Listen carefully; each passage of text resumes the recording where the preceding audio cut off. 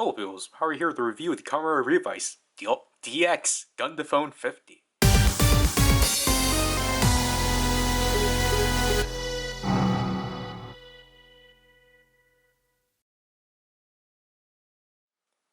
So this is the annual phone toy that we get within Rider since build. Obviously, as you can see, it's a smartphone. Obviously we get Revice and Vice. And obviously, applying the name, it transforms to a gun. So this is the annual, this is mostly the phone. Wow, they actually have Revice holding the phone. But this is the phone typically used by the Phoenix soldiers. But then I think Iki has his own, because obviously that's why Vice is plastered on there, because at a time, this was the only way he was able to communicate with people. Everything it does, whoop-de-doo. So here we have the Gundephone out of its box, and it's definitely thick for sure. It's a really thick touch phone, for sure. Because obviously, here's comparisons to my iPhone, and yeah, this is literally like about as big as the screen is. Obviously it's because of the gimmick, but it's kind of hilarious that, you know, obviously they advanced to touch phones or smartphones technically, but you know, they're still pretty toyetic, and I appreciate that. Jeez. So obviously, the screen is really dim, obviously because of the gimmick, and it's very like pixelated. And obviously, there's Vice, which I kind of wish there was a way we can just have the normal, like just normal touch, like wallpaper, like home screen, because it is kind of annoying. It's just Vice. Because I know Crane Joe actually modified this to just be the home screen. Obviously, you just simply open it up and such. I appreciate the color scheme being the same as the Revice driver and the Onin Buster 50, to the point we have this trim, like magenta pink trim right here. I appreciate that. Obviously, this is the barrel. This is purple. This is the button. Pretty interesting. The back isn't really anything. You got your cameras, so you got 2 cameras at least, so this is supposed to, I guess, be on par with like the iPhone, just the normal iPhone and not the Pros. Whoops, I accidentally pressed something, alright.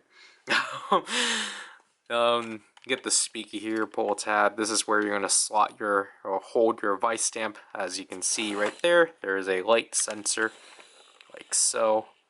Obviously, this only takes LR44s. So as it changes to gun mode, press this down, fold that out, and now you got gun mode, to which reveals more of the paint and the trigger. For like a really small gun, it's fine. I don't. My Phone 10 is upstairs, but like I think this is actually a pretty decent size. The Phone 10 was kind of puny, but this is like, you know, it's not practical, but you know, it could be threatening. And then you get this empty space here, obviously, for the handle and such, and just a place for this thing to latch in and such. So, yeah, pull this out, and you get, I think, like 5 sounds out of the phone mode. So, again, press this button like so.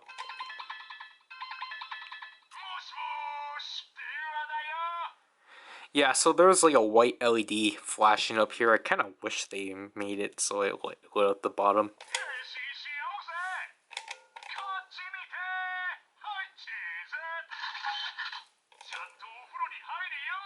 So you get those, I think.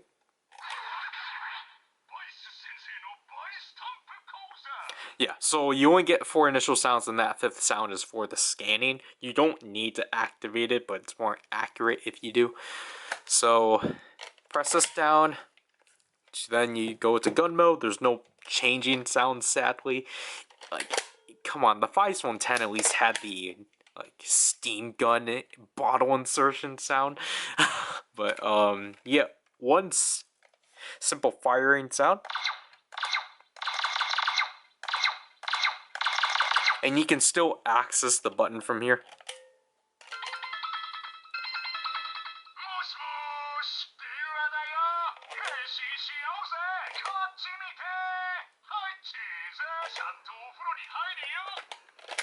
And such.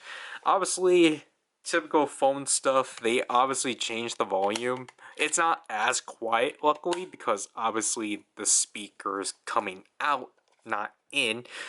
But you can definitely tell the gun firing sounds are a lot louder. But I think it's just because of the fact the speaker placement is just unfortunate because you are covering the speaker when you're firing, which is kind of annoying.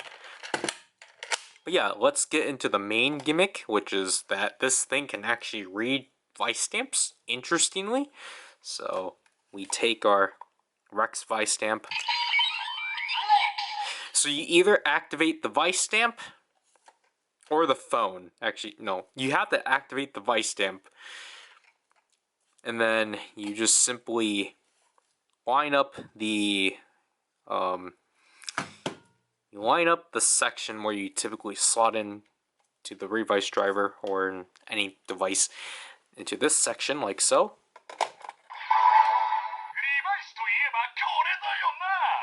And then you have a phrase from Vice, which obviously you can tell is a lot more louder than these sounds.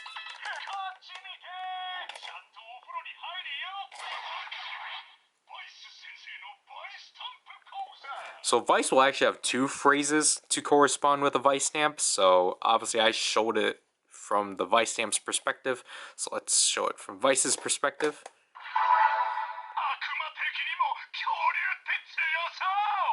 So basically the two phrases that Vice will say with the Vice stamp is essentially associated with the Vice stamp. So I'm not going to bother translating it all. I will just summarize it for the most part. So Megalodon.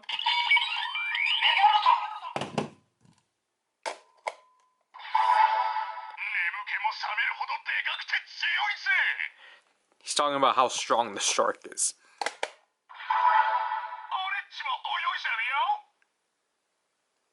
Not sure.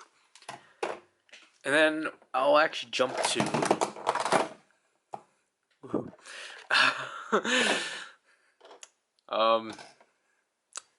we will save Bata for last and jump to Falco. Gosh, Eagle.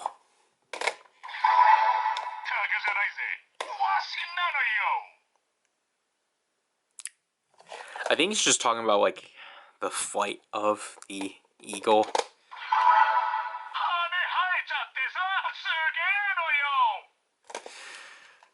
I only call it amazing. I don't know if he's talking about like it's amazing how high they can fly. Mammoth.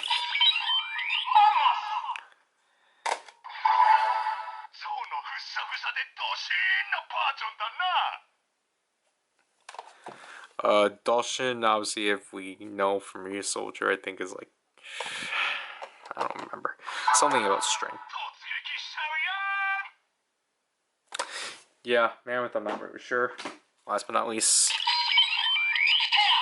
And just to prove, you don't need to completely place this down. You just need to line the sensors up.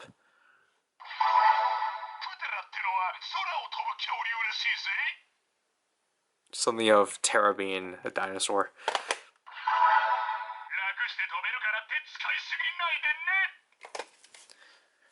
So that's, you know, what the 5 or yeah, that's like 10 phrases that we've gotten.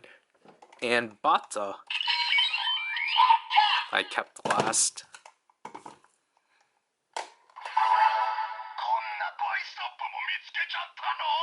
As you can tell, Vice is asking what this Vice stamp is. And then if we scan it a second time, he's basically saying, well, we gotta collect more Vice stamps. So basically, Bata doesn't have anything specific towards it and such. And I don't know if I will be able to trigger it, but basically Vice will say that whenever he doesn't recognize a Vice stamp, because that's supposed to be the whole point. Obviously, like, there, he's talking about how Revice and Vice are the best combo.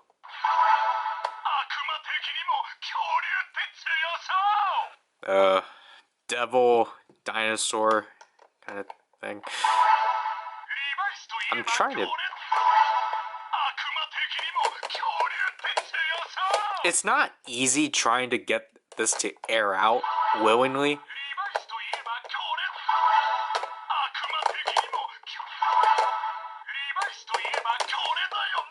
It's really...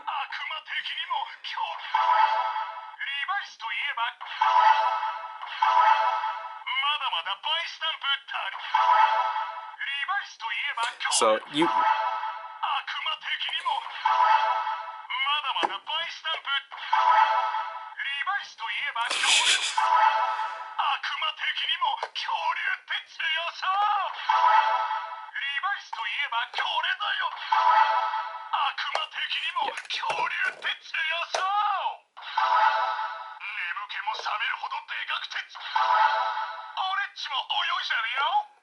Yeah, it's not easy to, like, misalign, or it's not easy to, like, have this misread.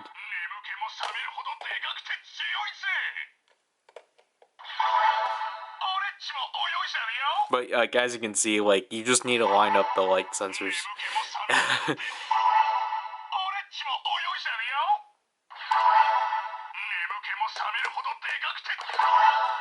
But, yeah, basically, like, just watch the demo. My Eagle, like, misread. So basically, when it can't recognize what Vice stamp you're putting in, it will just say, you know, what Vice stamp is this, and what we need to collect more Vice stamps.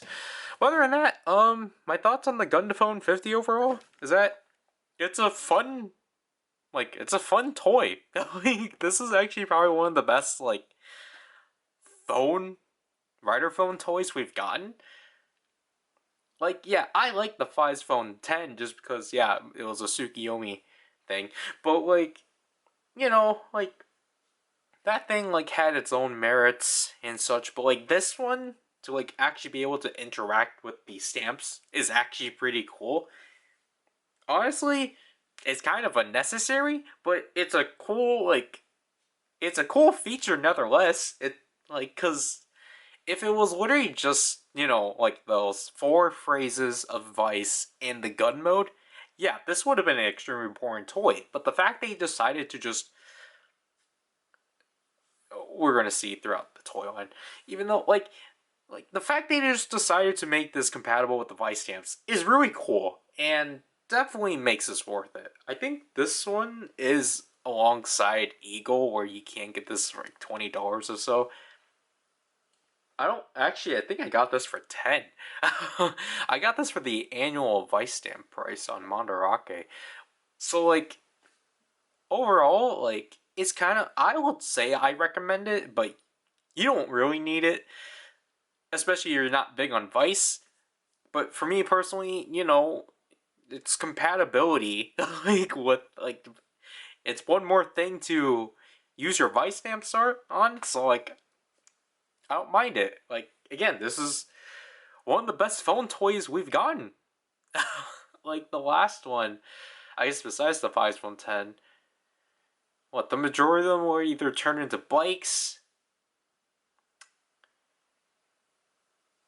What was literally the last one? Because, Condor Denwa, I'll say I like.